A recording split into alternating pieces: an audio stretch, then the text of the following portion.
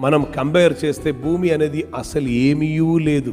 కానీ ఆ భూమిలో ఉన్న మనకు విలువ ఇవ్వటానికి, ఆయన దగ్గర మనల్ని చేర్చటానికి, పరలోక మహిమను మొత్తం పక్కకి పెట్టి తన్ను తాను తగ్గించుకొని మానవ శరీరధారి అయి పురుష ఆకారములో ఈ భూమిలోనికి ఆయన దిగి వచ్చినప్పుడు ఆయనను పనుకోపెట్టుటకు సత్రములో స్థలం లేనందున బయటకి వచ్చారు.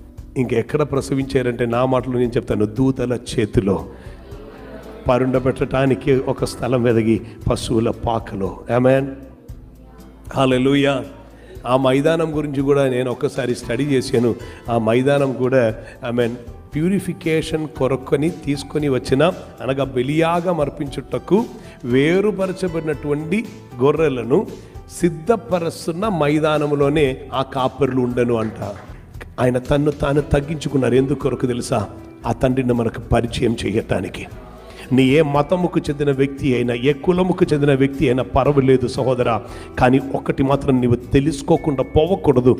అబ్బా, నాన్న, తండ్రి అని పిలువటానికి దేవుని నీవు పిలువటం సాధ్యమని నిరూపిస్తున్న ఒకే ఒక్క పుస్తకమే ఈ లోకములో ఉన్నది. అది పరిశుద్ధ బైబిల్.